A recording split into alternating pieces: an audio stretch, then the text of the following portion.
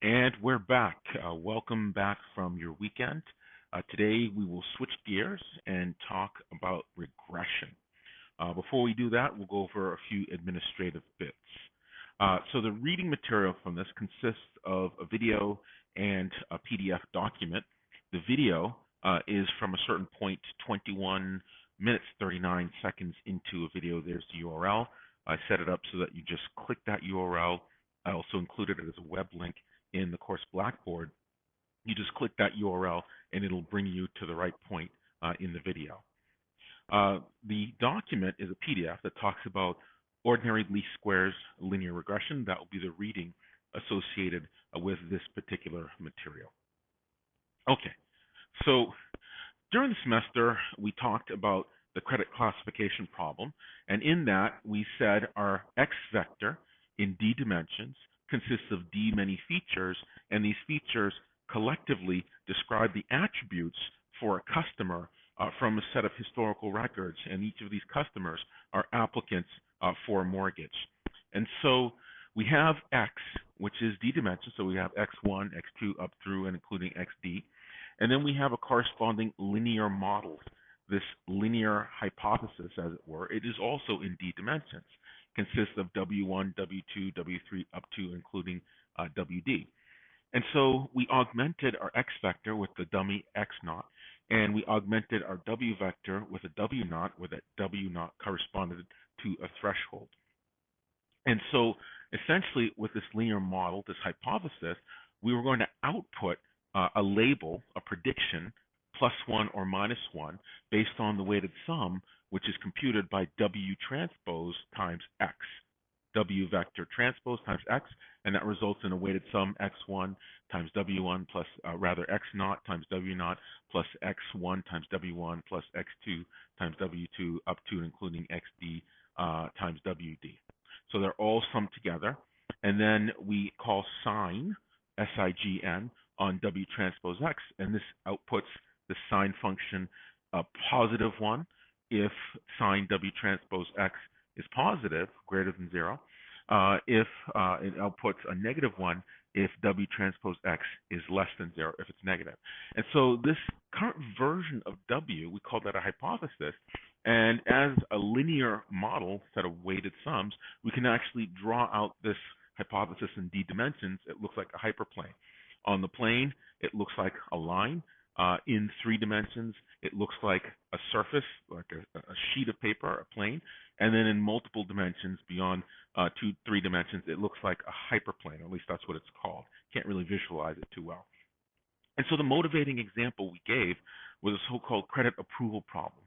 And we input some feature vectors representing attributes of customers, and we talked about a system using perceptron learning algorithm that will find some weight vector corresponding to a hypothesis whose outputs associated with the input historical records coincides with the ground truth target function. And that ground truth target function corresponded to the ground truth labels, the approval or denial outcomes for that bank from the historical records.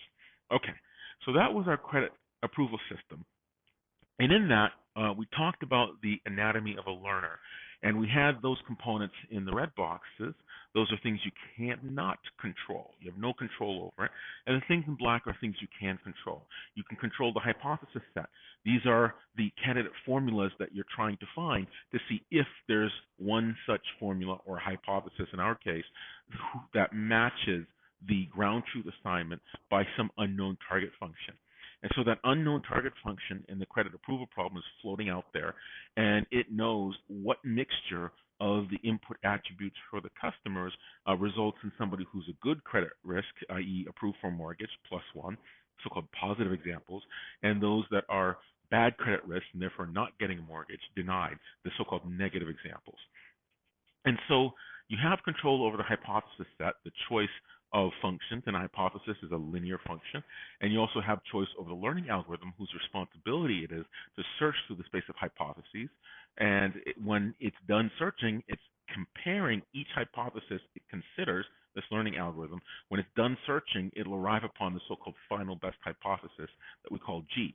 And so the learning algorithm employs an error measure that looks or compares the performance of the current version of the hypothesis that it's considering, the so-called working hypothesis, and it compares its coincidence, if you will, or the error between it and the unknown target function.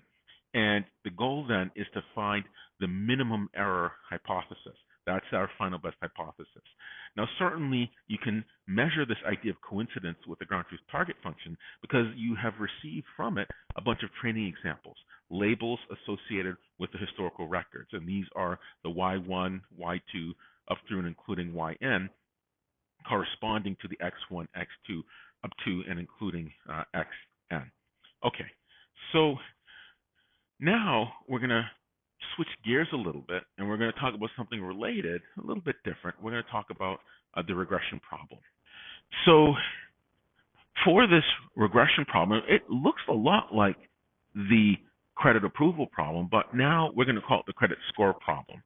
And instead of outputting a +1, -1 corresponding to approved or deny, now we're going to output the line of credit, how much money that the bank is willing to lend you. Now, of course, if somebody is a bad credit risk, the money they're going to be lent is 0. If someone is a great credit risk, the money that they're going to be lent is some number, some real value. So like the credit approval problem, we input set of feature vectors. A d-dimensional x vector represents all of the attributes called from the application. So these are the attributes. Oops.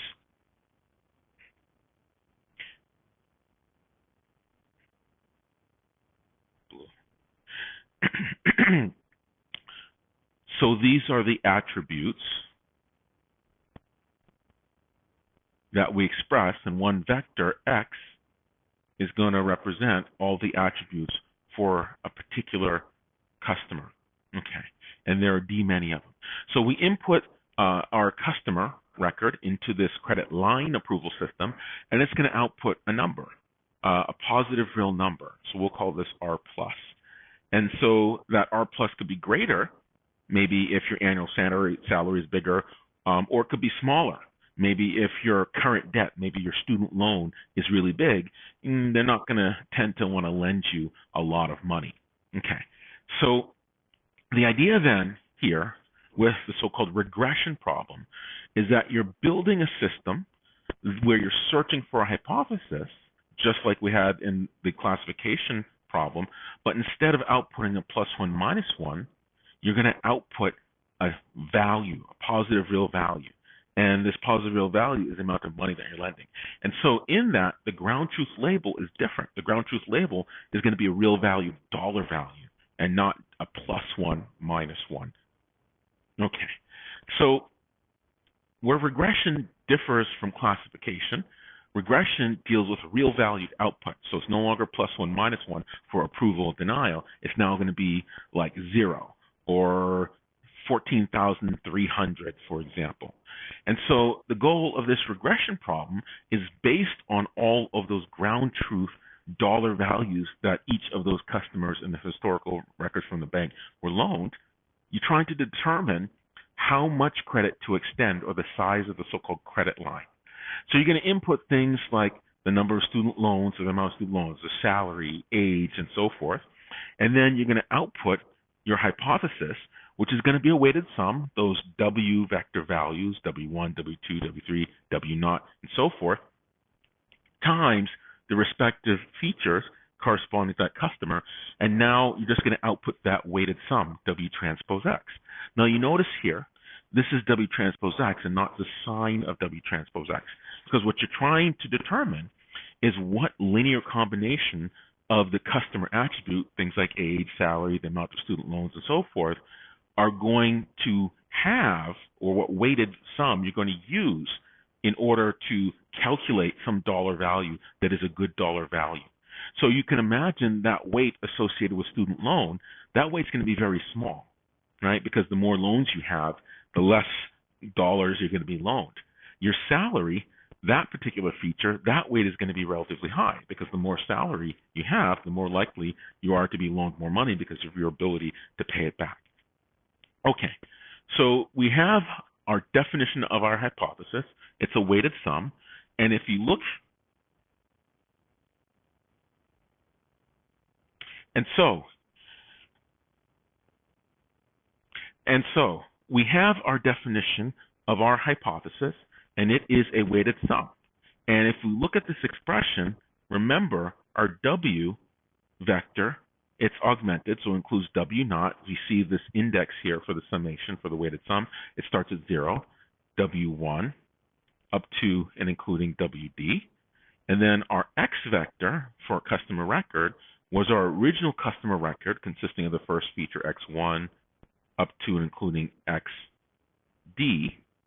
So those are the original features, D, many of them, and we augmented that with X naught. Okay, so if we compute our W vector transpose times X vector, that's exactly this weighted sum for I goes from 0 to D of Wi Xi, and that's going to be some value. So it's going to say some features, some linear combination of those features are going to result in some scalar value that is going to be the amount of money that you were loaned. And you get that from all the historical records. So for each input customer record for the ith customer, we say Xi, that vector, it's going to correspond to some Yi, where Yi is from the set of real numbers that are positive. So that Yi is going to be the unique dollar amount corresponding to Xi, ground truth. So what you're trying to do is find the right linear hypothesis, the right weights, such that the weighted combination of customer records is exactly equal to that Y value, which is the actual amount that that person was loaned by the bank. Okay. So this is the so-called regression problem. And the regression problem kind of looks like the classification problem, but now we have real valued outputs instead of this binary +1, -1 output. Okay. And sometimes in the literature, this is called the score, this value, the score. Okay. So we use the score to predict a real valued quantity associated with our customer records. So real valued problems, when you're predicting real valued, it's called regression. Okay. So we have our historical data, X1, the vector of values or attributes for the first customer, and Y1, the amount of money that was extended. So this is the customer, and this is the line of credit, the amount that was extended. Now, this line of credit is a non-negative real number or positive real number. It could be 0. It could be 14,000, what have you. And so here we have big N, many historical customer records, along with the lines of credit for each one of those big N, many customers that was extended by the bank. And so linear regression, what it tries to do is to choose some weight vector W such that it can replicate the decision criteria employed by the bank. This particular customer would get 14,000. That particular customer descriptor would get maybe 18,000. So that's the goal here with linear regression. You're trying to mimic the assignment of these real value quantities, and these real value quantities are considered as being assigned by some unknown ground truth target function. Okay, so let's talk about this idea of selecting this best hypothesis. So you have in regression, here we have a two-dimensional representation, and we have along the horizontal axis, we have an independent variable. This might be something like the amount of student loans associated with a particular customer. So this would be one of your attributes. And so we have this independent variable called independent because it's not a function of anything, it's just given to you. And then we also have a dependent variable, this horizontal axis, y equals f of x. That f of x is the ground truth target function. And so that real value y corresponding to that x is going to be the dollar value. And there's some unknown function of our attributes for the customer. And that unknown function, our target function, is going to determine ground truth how much money your line of credit should be. So we have an independent variable, and we also have a dependent variable. Okay, so now we have a bunch of data points, and each data point represents along the horizontal axis, each data point represents the amount of student loan, for example, and we're just using this simple example with just one attribute for a customer, the amount of student loans. And so as you can imagine, if the amount of student loan outstanding is very high, you're going to tend to get less money loaned to you for a credit line. If your amount of student loan is smaller, that means you're going to get more credit line extended to you because you don't owe as much. So here we have X1, and let X1 be some amount of student loans. And here's f of X1, which is the amount of credit that was ground truth extended to you. So suppose this particular person, the first customer, had $23,000 in student loans. The bank, from the historical records, gave this person $14,000 of credit in terms of the size of the credit line. Okay, we might have another student, the second individual rather, that walked into the bank. This person has $58,000 worth of student loans, and so in the bank's historical records, they extended a line of credit in the amount of $6,000 to this person. And so we do this for all of the historical data. We have the amount of student loan they have outstanding, and we have the amount of the credit line that was extended by the bank to these individuals. Okay, so you have all your historical data, and now what you're trying to do is find a linear hypothesis h of x. That's our weight vector. You're trying to find some w, linear hypothesis, such that this h of x, which is w transpose x, is going to coincide with each one of these ground truth credit values. So that means for this h of x, this w vector, w transpose x1 should equal y1, w transpose x2 should equal y2, w transpose xn should equal yn. Right? And so in the case of this previous example, that means W transpose X1 should be 14,000. W transpose X2, where X2 is just a single attribute, should be 6,000. Okay, so we have this historical data, and we want to find the linear hypothesis that best describes this data.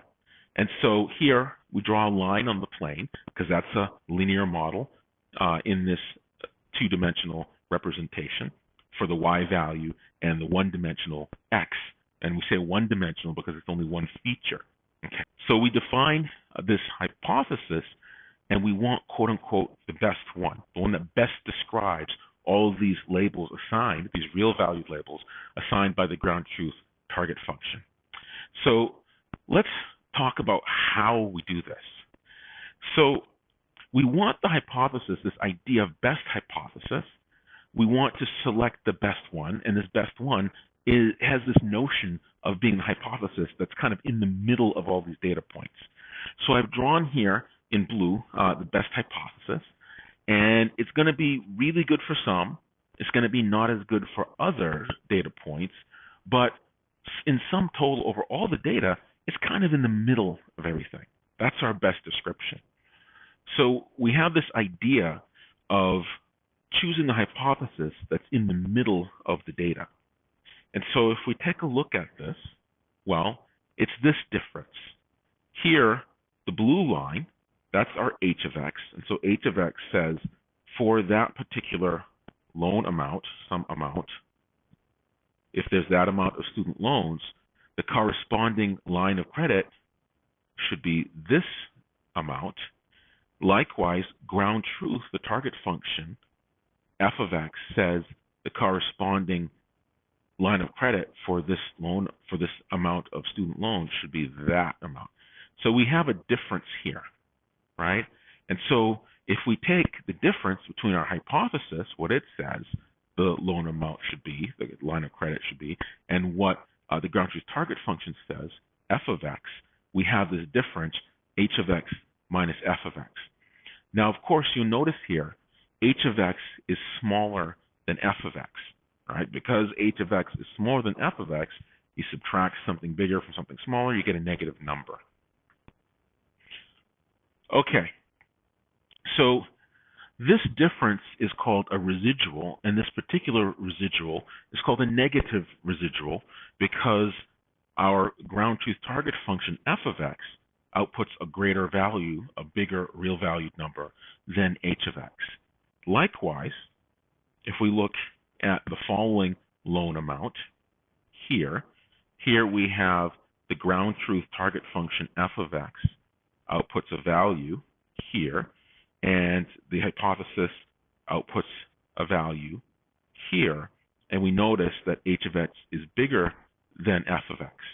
So that difference, h of x minus f of x, that residual, that's going to be a positive residual. And so what we care about is not so much whether the residual is positive or negative. What we care about is the magnitude of the residual. Because to put this hypothesis somewhere in the middle of this data, we want to make sure the residuals on both sides are as small as possible on average. Okay, so we have our residuals, and because we care about the magnitude of the residual and not the direction, whether it's positive or negative for the residual, we're going to use this idea called the squared error. The error is the difference between our hypothesis h of x and f of x, and then we square it, so it's called the squared error residual or squared error loss function. And so the coincidence between the current working hypothesis and the ground truth target function, that coincidence for a single data point is going to be using the squared error residual or squared error loss. Okay, so this is an example of the squared error loss between a hypothesis and a ground truth target function when you have one feature, right? That x, that's our feature, and that feature might correspond to the amount of current student loans.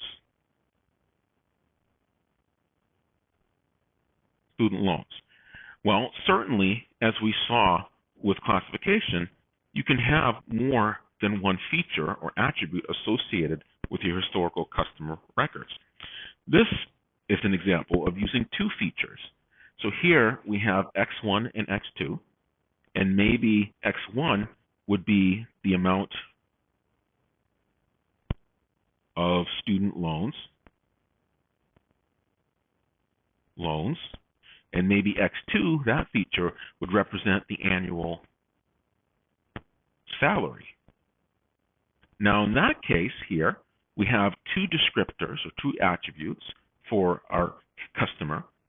And on this third axis here, that's going to be the amount of the line of credit. And that line of credit is, again, what is assigned by the ground truth target function. So in that case, our linear model, our weight vector, is represented as a sheet, a plane. For one feature, it's represented as a line. For two features, it's represented as a plane. For more than two features or descriptors or attributes for the customer, it's called a hyperplane. So again here, this is going to be our function, f, ground truth, of x, where x is a vector. And that's just going to be a weighted sum of this x1 feature and this x2 feature, first feature and second feature. Okay, so now we have a way to measure the coincidence between our ground truth target function f of x and our current working hypothesis h of x. And in the two feature case, we draw those lines that touch each data point and also touch that plane, and these distances, each one of those, we're going to measure that difference with the squared error loss. Okay, so again, the best hypothesis in the two feature case is going to be the plane that on average minimizes this average squared error loss across all of our historical data. Okay, so we average these residuals, and the quantity we come up with this average squared error loss, we're going to give it a name. We're going to call it in-sample error. It's the error associated with the so-called in-sample points, which are the points that are given to you by some unknown distribution, and the labels are assigned to it by this unknown target function. And that distribution is something in the anatomy of a learner. And so this is our expression for in-sample error, En, and En is specific to a particular choice of our weight vector W, or our hypothesis. So En for a given hypothesis is going to be the average. So we say 1 over n because we're averaging big N many data points. And so we sum over the hypothesis evaluated on the nth data point minus the ground truth label. So this is the output from the hypothesis, output from hypothesis, and this is the ground truth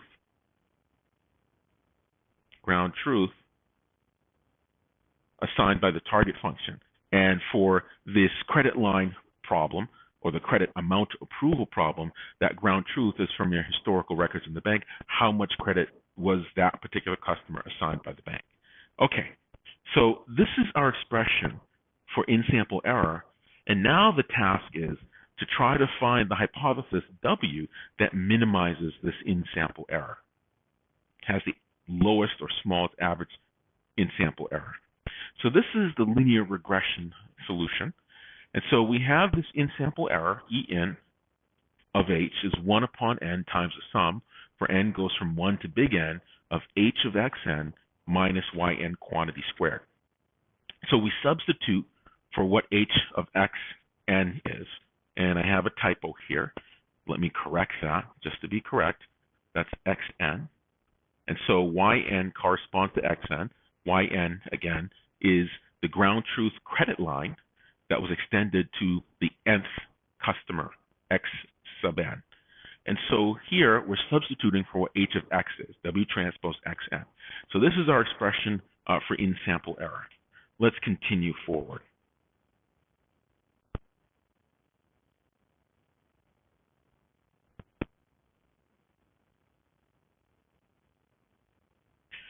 So this is our expression for in-sample error. Let's continue forward. So we can take our data and, oh my God. So this is our expression for in-sample error. So let's continue forward. So we can take our data and we can put it in something called a design matrix.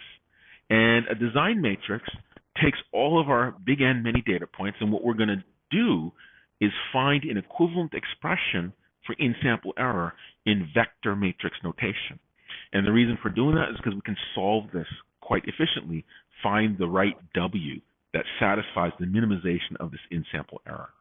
So we start out, and each one of our x vectors, again, x is an augmented vector. So we start out with an x vector, the ith customer record, and let's assume they're column vectors, which they are, and we have the first feature, xi1, the second feature, xi2, up to and including the dth feature, xid.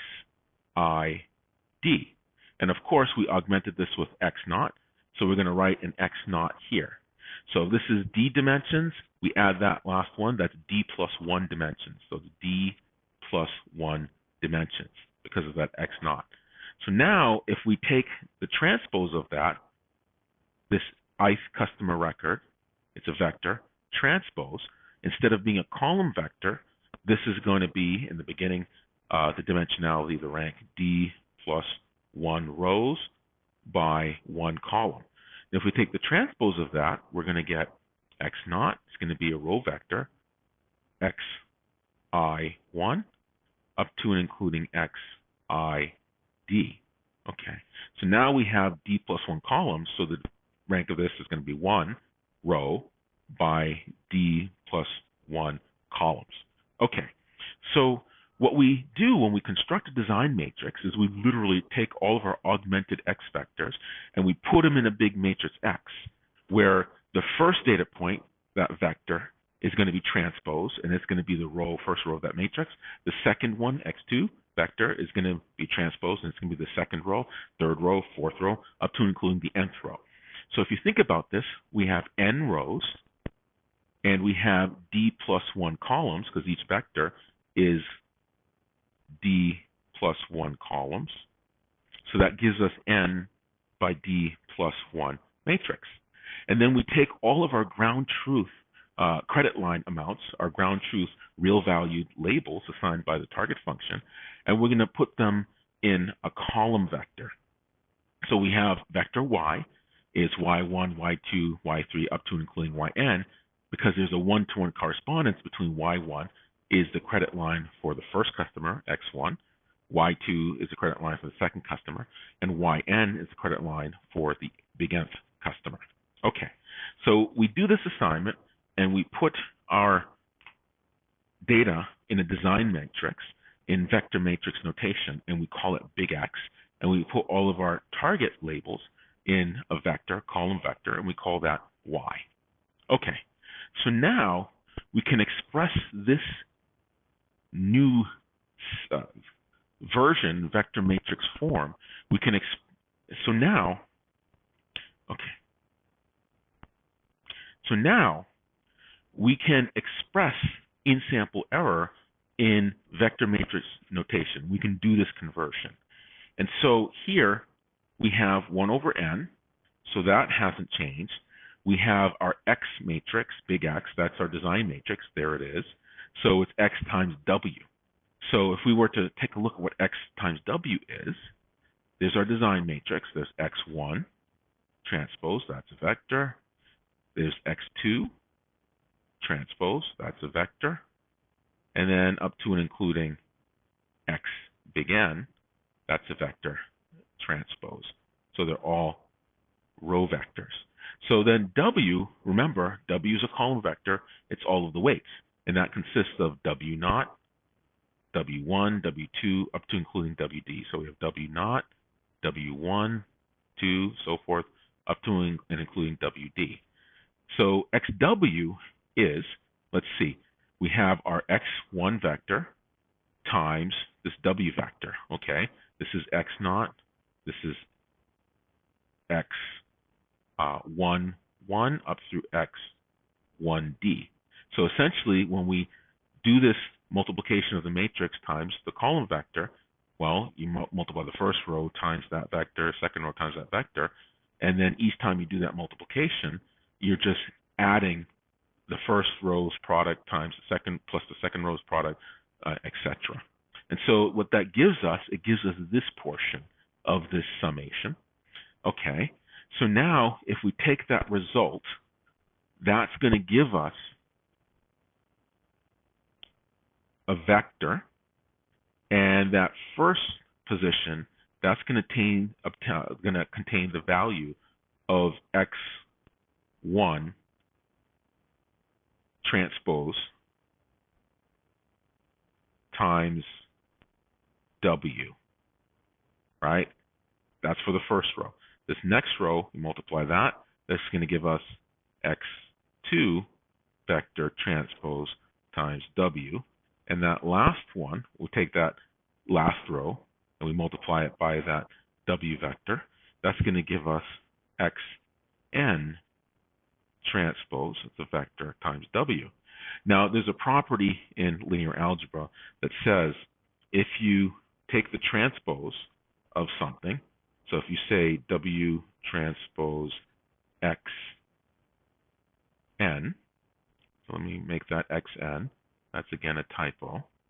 W transpose Xn, if I take the transpose of that, right, we swap positions and the first thing becomes a transpose. That's equal to Xn transpose W. Okay, so that's a property in linear algebra. And so what it says is we have this inner product W transpose X, which is what there, and the transpose of that is X transpose W. And it just happens that inner product is commutative, right? And so because of that, this expression that we're calculating in vector matrix form is the same result as that expression, W transpose Xn. Okay, so we have that first part, and this results in a vector, right? And this vector is of rank, let's see, we have n, big N rows, because this is the result of the first row times that column, second row, third row. So we have big N many different sums products that we're summing together. And so this is going to be a big N row by one column vector. Now, of course, this subtraction part, minus y, so if we subtract that y here in vector matrix form, we're just taking this and we're subtracting from that this vector y, y1, y2, dot, dot, dot, yn. So effectively, what we have here for this is each term in this sum, right? And so when we compute this portion, xw minus y, that's this entire expression underneath the summation, but we're not done yet. We need to square it, right? And so how we square it, this particular squaring is the magnitude squared, and this magnitude is this. You can do that in vector matrix form by taking this expression xw minus y, and you multiply it by itself through a transpose, xw minus y. Okay, so that's the linear algebra way of saying I'm going to square a linear system. And the reason why you take the inner product of it with itself is because the ranks need to line up with one another. And we'll talk about that in more detail when we go over the MATLAB implementation or the MATLAB realization of this. And so here we can take our expression for in-sample error and we can convert it to vector matrix form using the design matrix. Our W vector is a column vector, and this Y vector, which is a column vector consisting of each one of the ground truth real valued labels assigned by the target function. Okay, so now that we've converted this to vector matrix form, remember we want to choose the hypothesis W that minimizes the average squared error loss across our data set. So now we want to take this in-sample error, this expression, and we're going to minimize it by setting the derivative with respect to W to 0. So how you find the minima is by taking the derivative or the gradient and setting that expression to 0 and then solving for the unknown W. Okay, so the gradient here, that's the gradient. It's like saying dW of this expression. And the reason why you write this upside down triangle gradient is because the thing you're taking the derivative with respect to is this W, but W consists of a W0, a W1, up to and including WD. And so the gradient, the derivative in multiple dimensions is called the gradient. And so you're taking the gradient of in-sample error with respect to W, right? And so W is the variable of interest. Anything that's not W, it looks like a scalar, it looks like a constant. So the variable of interest is going to be our W. That's really important to remember. So here we have our vector matrix form, and we're going to take the gradient of this expression. We're going to take the gradient of this 1 upon n magnitude squared of xw minus y, where x is the design matrix. So if we look at this, well, we have 1 over n. Oh, that doesn't change anything. 1 over n. But we have this term that's squared. And that term that's squared, that's the linear algebra way of saying I'm going to square something. It includes that variable w that we're taking the derivative with respect to. So what do you do when you have some expressions that's squared involving a variable? You do u substitution. And what happens is, well, that's going to be 2 times u, and then you take the derivative of u with respect to that item dw, right? And so, again, this square is like saying something transpose times itself, right? This thing transpose times itself. And so when we take that derivative, okay, well, we have that 2. That's where this 2 comes from. The 1 over n was already there, so we have the 2. And then we have 2u. Well, what is that u term? It's this expression, xw minus y. So we write our xw minus y, okay? And then we take the derivative of what that term is, right, that u substitution. Well, here, this looks like a constant, that minus y. It doesn't involve w. Here we have xw, w's to the 1 power. So what is w to the 1 power when you take the derivative? It's just w. So that leaves x. And so we write x transpose because when we did the square, it's this term times itself, right? And how you do that in linear algebra is you say this term transpose times another copy of this term. So when we take the gradient with respect to w for this vector matrix form of in-sample error, our result is then going to be that 2 upon big N, our design matrix transpose, our design matrix x, w minus y. So that's going to be our derivative of the vector matrix form of in-sample error. Okay, so now we set that derivative equal to 0. And then we're going to solve for what w is.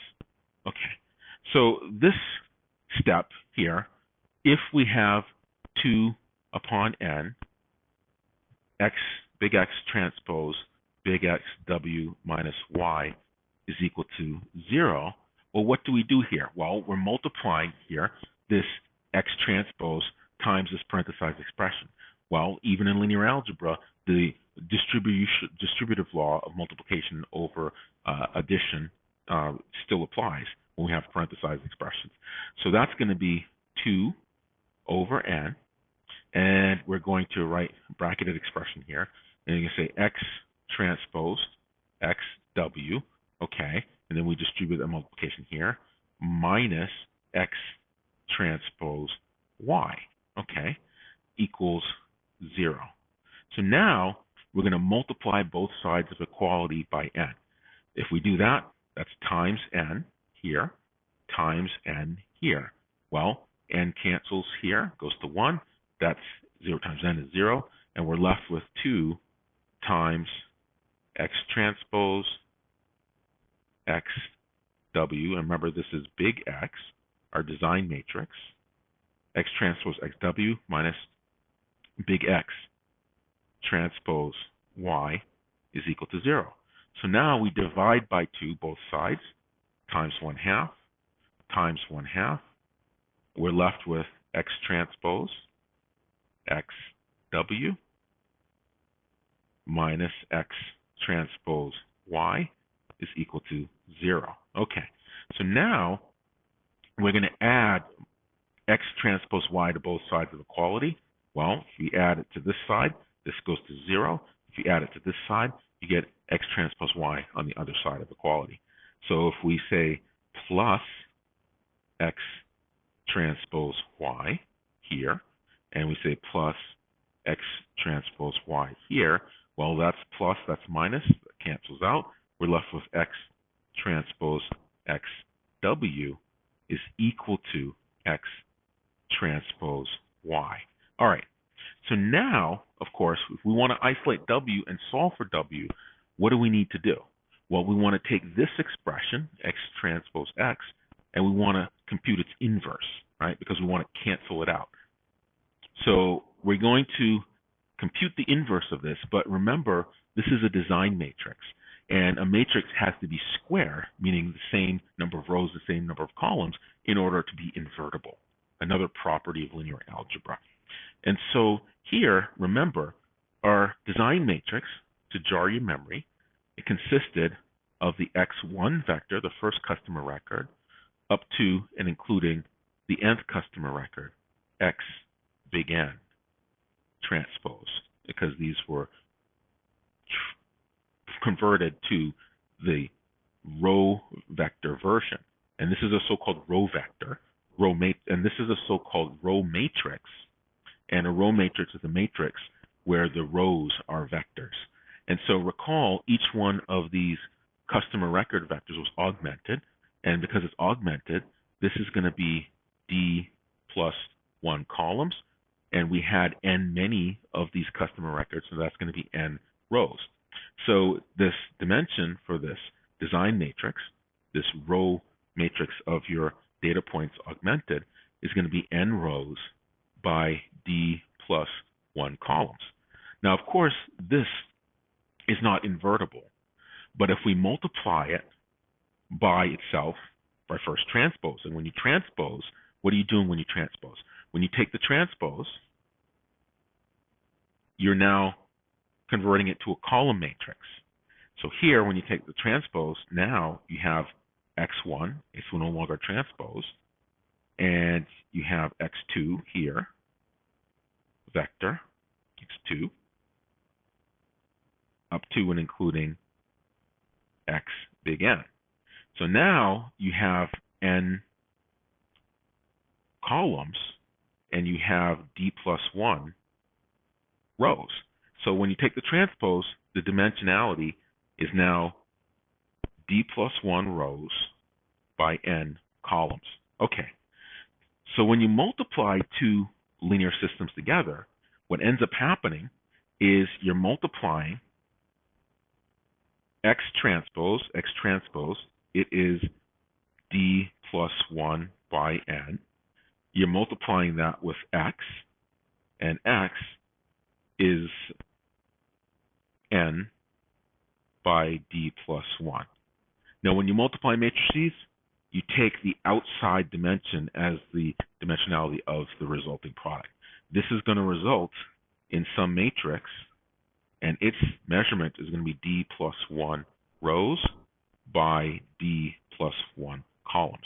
And so that result of x transpose, where x is the design matrix, x transpose x, that is a square matrix. It's going to be a matrix that's going to have d plus 1 rows, and it's going to have d plus 1 columns. So it's square.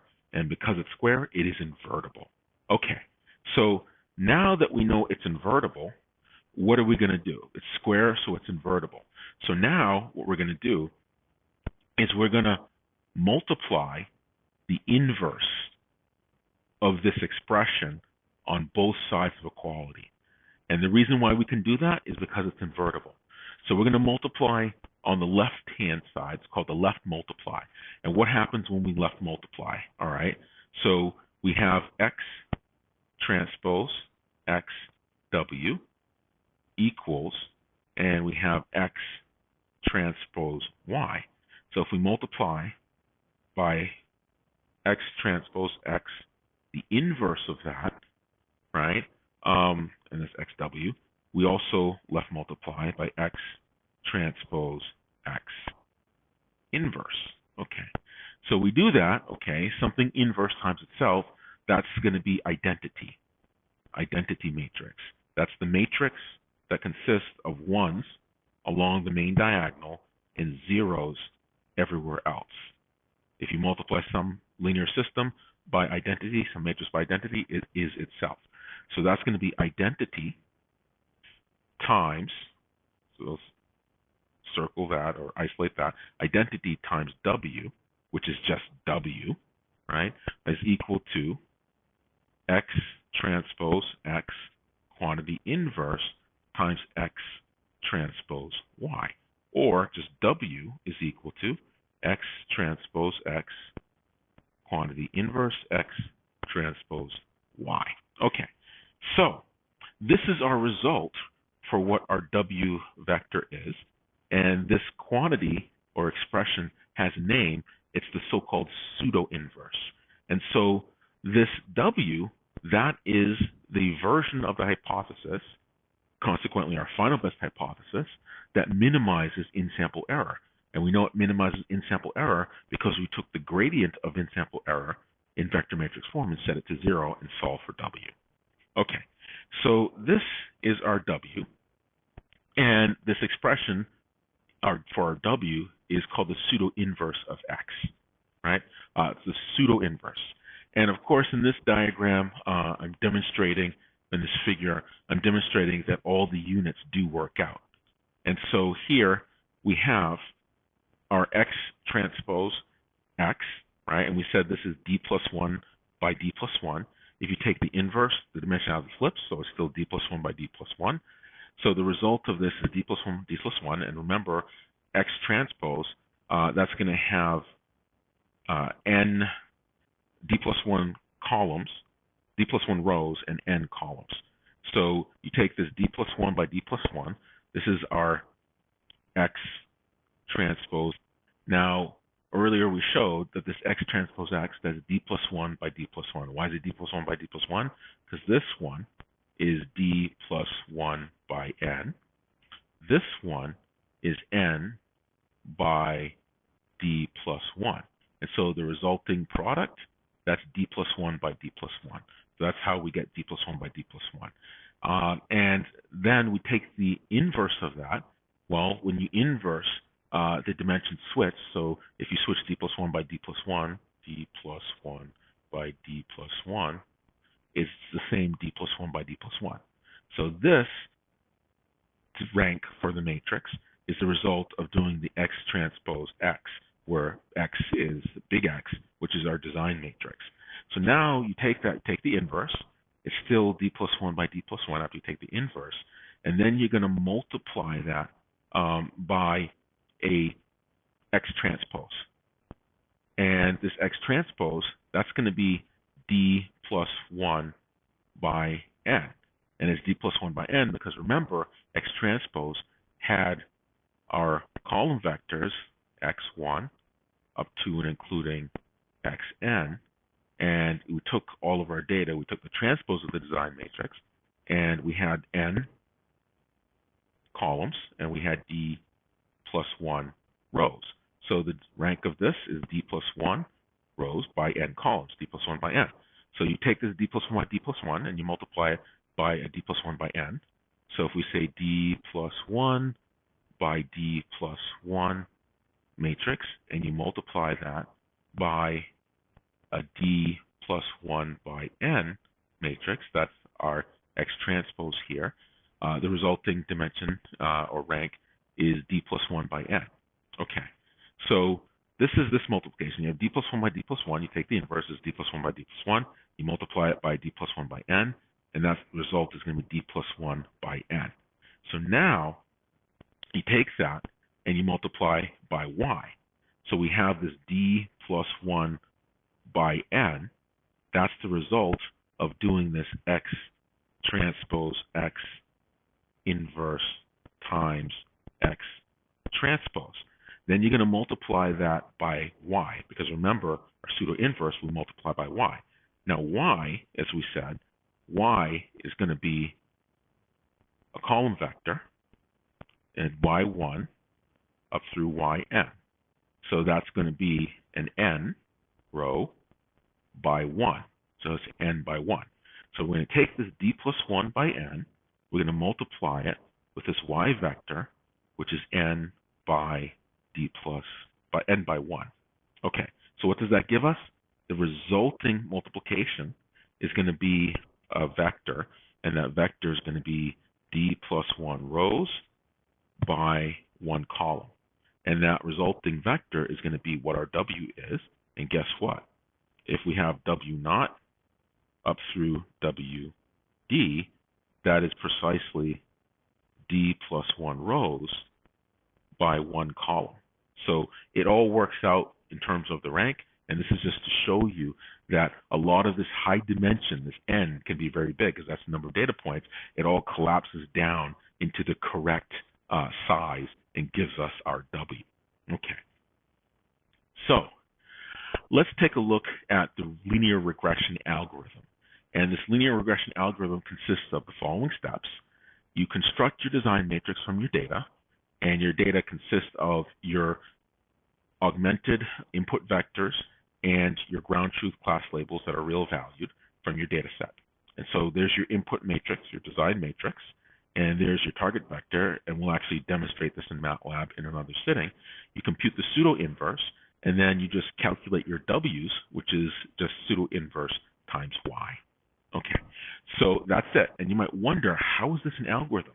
It's kind of an algorithm computed in closed form numerically, and regression, linear regression, lends itself to this because the expression for in-sample error is closed form, and a nice, elegant mathematical solution exists by setting the gradient to 0 and solving.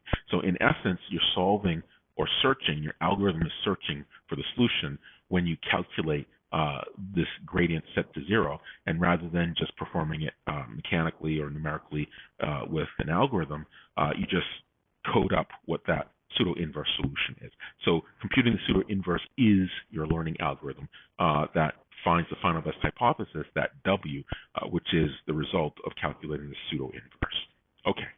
So linear regression can also, because it outputs real valued functions, well, that real valued function in the case of credit line, it's a non-negative function, 0 or more, but that value can also be negative.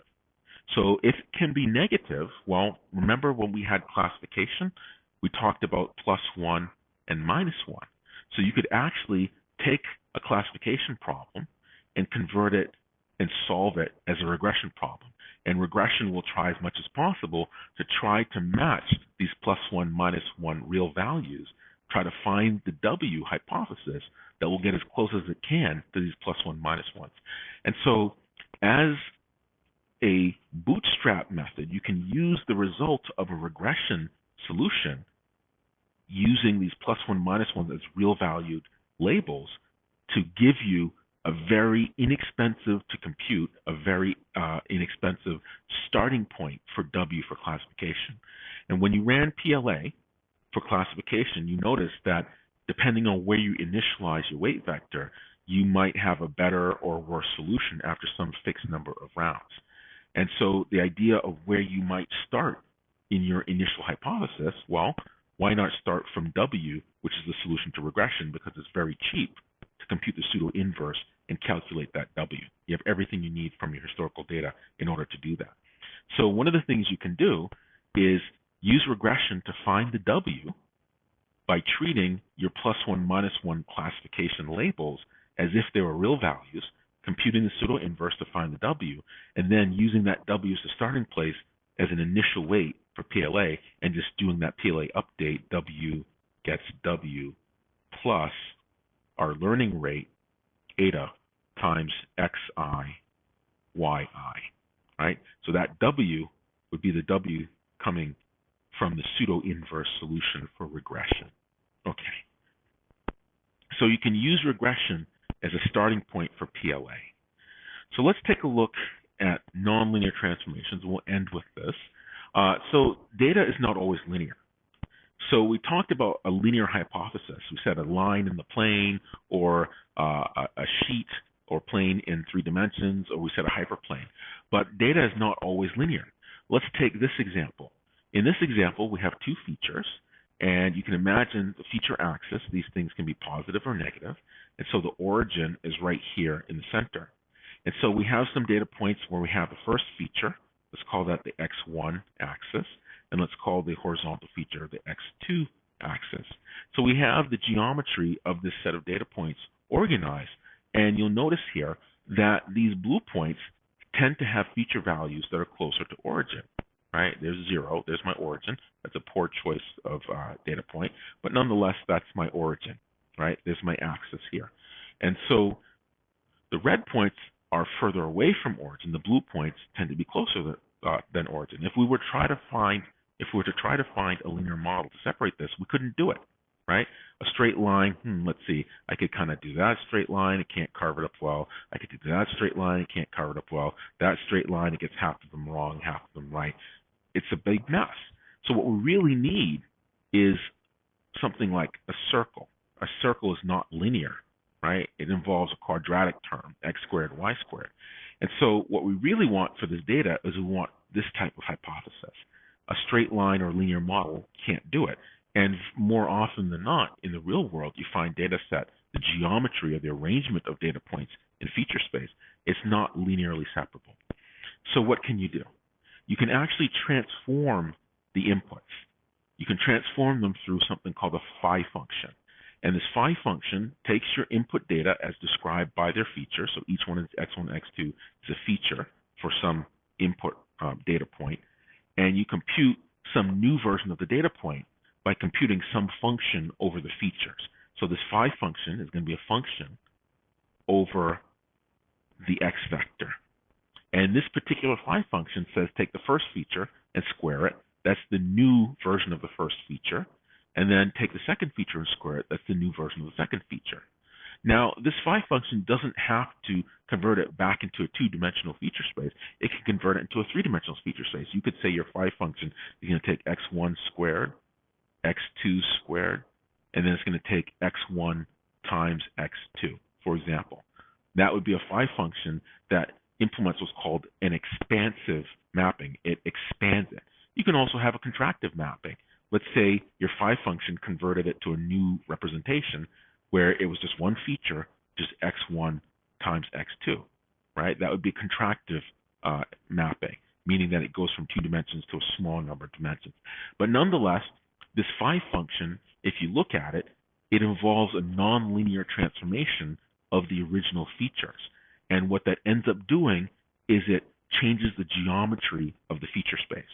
And if you change and choose your phi function suitably, you can change the geometry such that you rearrange the points so that it's now linearly separable in that new version of the feature space. So here we have x1 squared, the first feature squared, second feature squared. And what does that do it? That's a radial transformation. If we take the origin, and here at this point we have its projection along the horizontal axis, we have the projection along the vertical axis. This is my x1, that component, x1, that's x, we're squaring that, and then x2, that's the other component, and we're squaring that. So essentially what that is the distance from the origin. And so what ends up happening when we compute this radial transform, we're reorganizing the points so that points that are closer to origin are closer to 0 in the new representation, and points that are further away from origin are further away from 0 in the new representation. Now with this, you'll notice here the new geometry in this new representation is now linearly separable. You can find the following straight line that separates the blue points from the red points. And so this new representation or feature space has a name. In literature, sometimes it's called Z, or it's called feature space. So we're going from the original input representation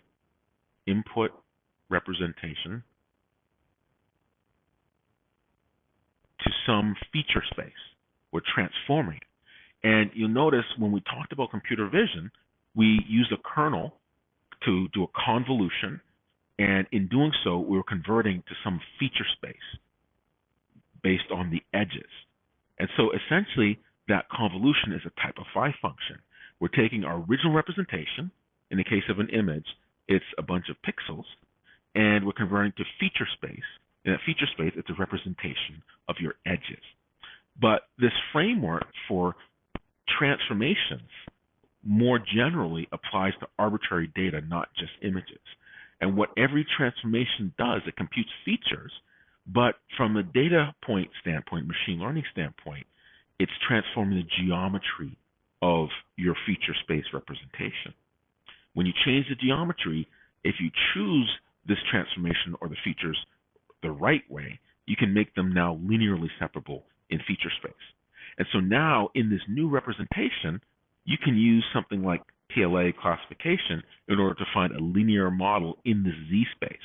And then what you do, once you get that linear model in that Z space, you can actually see what does the solution look like that separates the red points from the blue points.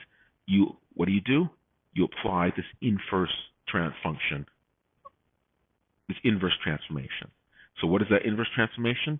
It's going to say, all right, let me take a point here, and I'm going to compute the square root of the first feature, and I'm going to compute the square root of the second feature. So here you start out with x1, x2. This feature, let's call that z1, and let's call that z2. z1 is the result of computing the square of x1. z2 is the result of computing the square of x2. So here, this is the square root of z1. This is the square root of z2. And so here, this is feature space, z space, and we can convert back to x space. A straight line here through PLA, if you were to sample from this line and draw it here, that's going to be a circle in this representation.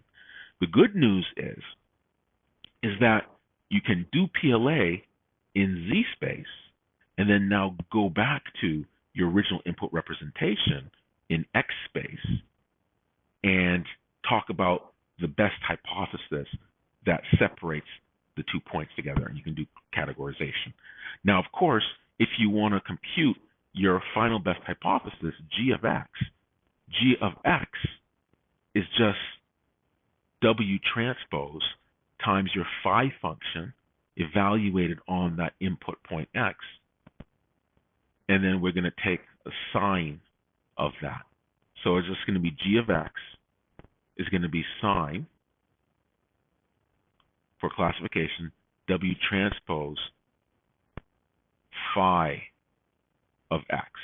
Because remember, if you're doing PLA in Z space, this W now lives in Z space. It does not live in X space. So to use this classifier, you run PLA, you still have to compute the phi function in order to use this classifier that you created or trained or learned on in feature space. Okay. So a couple years ago, not that long ago, I did some work with my grad student. He's a PhD in applied math. And we looked at this idea of so-called range transformation. One of the things this is just sucking. All right. So a few years ago,